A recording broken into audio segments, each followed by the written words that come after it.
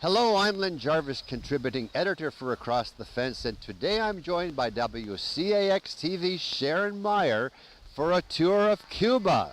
The tumultuous U.S.-Cuba relationship had its roots in the Cold War. In 1959, Fidel Castro seized control of Cuba, and 2 years later, after learning that he was secretly allowing the Russians to build a missile base on the island, the U.S. severed all diplomatic ties. And I remember well the Cuban Missile Crisis of 1962 that brought us to the brink of a nuclear war. And after more than 5 decades of stalemate, in April of 2015, Presidents Obama and Raul Castro met to start new beginnings for the two countries that have a long and complicated past. The ultimate goal, to lift the embargo and reestablish diplomatic relations. Havana lies just 105 miles from Key West, Florida, and when the embargo is lifted, commercial, economic, and financial ties between the two countries can resume. The average income now in Cuba is about $20 a month, but the communist government does provide free health care and education. We asked Claudia Reyes what the lifting of the U.S. embargo would mean to her country. A lot of positive changes, mainly in the health and education areas. Remember that most of the raw materials that go into the manufacturing of imported medicines in Cuba come from other countries, and now they can't provide because of the embargo. When we can get the medical supplies we need, it will be good for all of us. Also, our economy will improve as tourism will increase. A lot of people come to Cuba now, but with limitations. With the lifting of the embargo, they can visit with no fear, and we think it's going to end with a big party.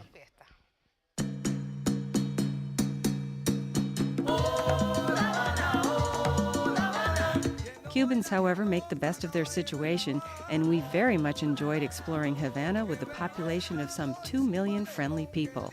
The historic city center is a World Heritage Site and attracts more than 1 million visitors every year. Just imagine what the lifting of the U.S. embargo will bring. This is Cuba's capital, previously shunned as a symbol of U.S. imperialism, but is now undergoing restoration and will reopen as the new home of the communist government's National Assembly. Just across the street is the Great Theater of Havana, first opened to the public in 1915. It's decorated with marble statues that represent benevolence, education, music, and theater. With seating for 1,500 guests, it's home to the National Ballet of Cuba, and before the embargo hosted such greats as Enrico Caruso, Jenny Lind, and Sarah Bernhardt. Cuba's glory days were sensational, with Cuban workers having the 8th highest wages in the world, and more Americans lived here than Cubans in the U.S.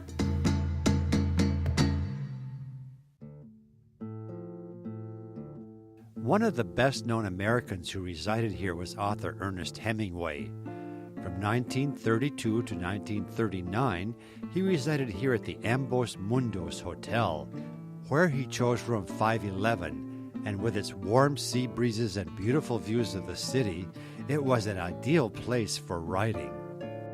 On this Remington typewriter, he started to write his acclaimed novel, For Whom the Bell Tolls, for which he won both the Nobel and Pulitzer Prizes for literature. Hemingway did like to drink, and nearby is one of his favorite bars, La Bodeguita del Medio, that lays claim to being the birthplace of the best mojito in the city. It's made with plenty of rum, fresh mint, sugar, and club soda all mixed together with lime juice, and served up by an attractive Cuban waitress. It tasted pretty good.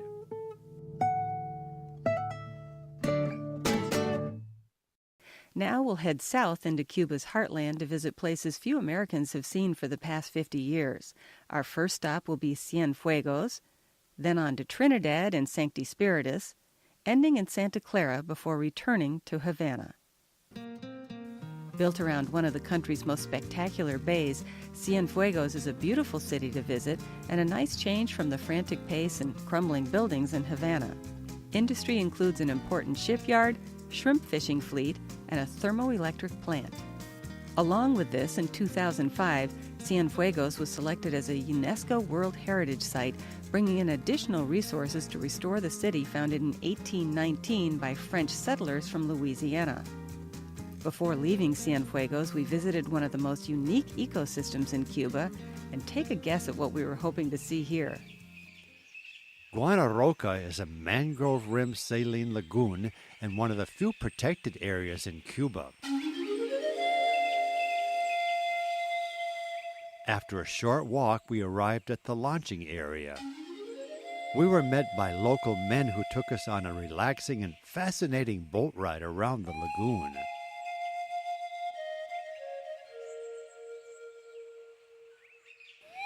Sharon and her husband Rainey's guide was Ricardo, a strong man who lives nearby and knows the area well.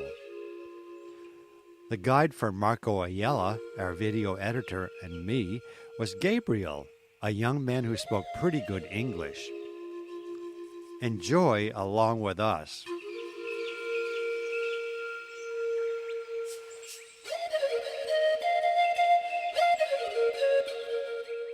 And there they were, what we were hoping to see, a colony of some 100 flamingos, very pink due to the abundance of shrimp in the lagoon. They are non-migratory and mate for life and have one chick each year.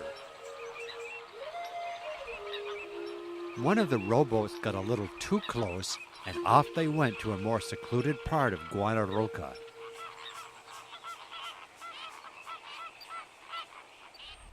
We are in beautiful Trinidad now, a UNESCO World Heritage Site. Enormous wealth was accumulated by the sale of sugar, and the finest colonial mansions, plazas, and churches still stand testament to those glory days.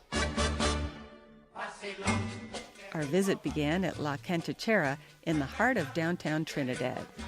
While listening to the conga band, we were served the house specialty made with rum, honey, and lemon juice. They do know their rum drinks here.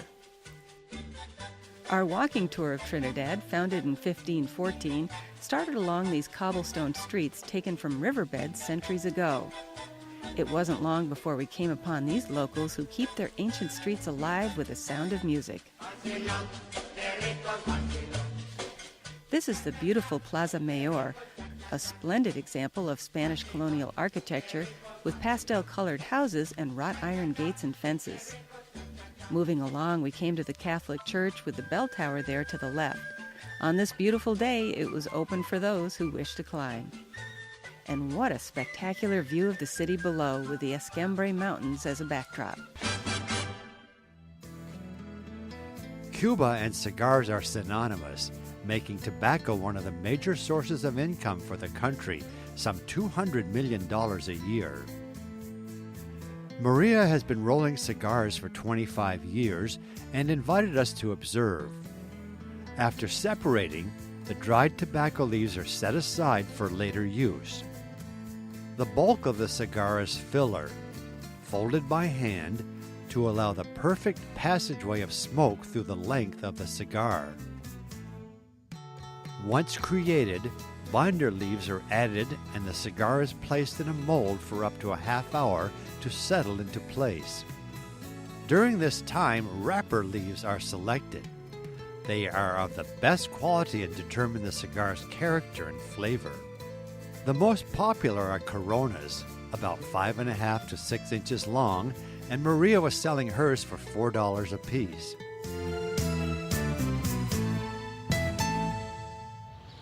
We have arrived in Sancti Spiritus, that is celebrating its 502nd anniversary. And to get into town, you have to cross this Roman-style arched bridge built by the Spaniards in 1815, located on the banks of the Yayabo River. We very much enjoyed visiting Casa Chichi, named after Daniel Chichi Santander, whose great-grandfather founded the pottery shop. Chichi was in Spain on business, so Rafael, who has been a potter all his life, let me help him while he told us more.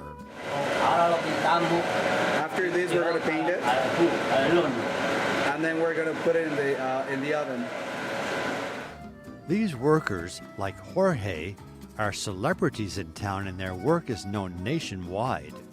Many of them have earned national awards that recognize their skill and talent as artisan masters. Although every generation has made improvements, they remain faithful to tradition, still using clay taken from nearby caves and wood-fired kilns. Tourists from all over the world buy their pottery that ranges from items sold for generations to new collectibles that feature a variety of colors and textures. We've moved into the mountains of Santa Clara, home of the beautiful Lake Hanabania. One of the best places to fish for bass, and some of the largest in the world are caught right here. But we aren't here to go fishing. We're on our way to visit a family that was given the opportunity to live in government housing in town, but they opted to stay here. Captain Raphael took us onto the lake for our 40-minute ride. He grew up nearby and knows every inch of the lake. It's 17 miles long with several rivers feeding into it, most of them flowing down from the nearby mountains. The few families who stayed often use these taxi boats, and their children use them for the long commute to school. We'd arrived at our destination, and through the boat window we could see the steep path to the house. After a somewhat strenuous climb, we finally saw laundry hung out to dry, and we knew we must be getting close. Around the bend was the home of our host family. They're one of a few who have electricity and are considered well off. And Julie invited us in. Bienvenidos. This is their living room with the chairs against the wall, awaiting a special occasion. To the left, the sewing machine, on which most of their clothing is made, and a small freezer and a refrigerator, all treasures in this remote place. By now we were ready for a caffeine boost, and Julie's mother brought out the coffee. They grow their own coffee plants. After picking, the beans are roasted and pulverized in a wooden tray. Then the coffee is prepared espresso style. Steeped in hot water, the grounds are strained with a cloth filter. Cuban coffee is known for its strong taste, served in small cups with excessive caffeine and sugar. I asked Ivana and Daniel from Argentina their impressions. Intenso. On our way to Santa Clara, we stopped to enjoy a beautiful view of the Escambre Mountains. Its tallest peak, San Juan, stands 3,150 feet above sea level. In the valley below, sugarcane fields stretch as far as the eye can see. Cuba was once the world's largest sugar exporter at some 8 million tons annually. Now it's less than half that. This is the monument to the derailed armored train, an important piece of history that helped Che Guevara end the 7-year dictatorship of Fulgencio Batista, ending his rule of Cuba back in 1958. Batista, supported by the U.S. government, was facing tough opposition from the revolutionaries led by Fidel Castro. In an effort to defeat them, Batista sent an armored train from Havana carrying armed soldiers, ammunition, and provisions for 2 months. At Santa Clara, insurgents under the command of Guevara attacked the train and after several hours of fierce combat took control, putting an end to the Batista regime. And on January 1st, 1959, he and his followers fled Cuba for Spain. This opened the door for Castro's revolutionary government and its relationship with the Soviet Union leading up to the Cuban Missile Crisis. At age 39, Che Guevara was killed, and he now lies in this massive memorial and monument close to the monument to the derailed train. He lives on as a powerful symbol, bigger in some ways in death than in life, and remains an enduring inspiration for revolutionary action throughout the world.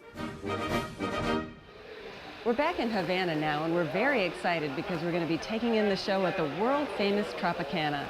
Launched back in 1939, it's had an important impact on spreading the Cuban culture around the world. Heralded as a paradise under the stars, the Tropicana is known for its showgirls, conga sounds, and flashy productions.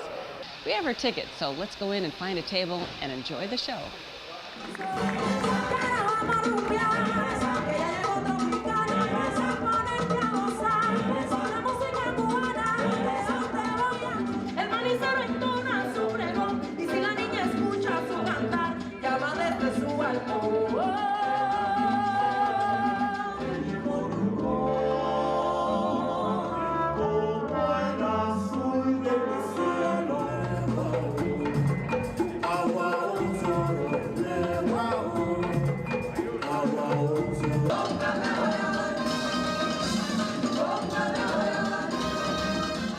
At the Tropicana here in Havana, Cuba, for Across the Fence, I'm Lyn Jarvis along with Sharon, Rainey, and Marco. Thank you for watching.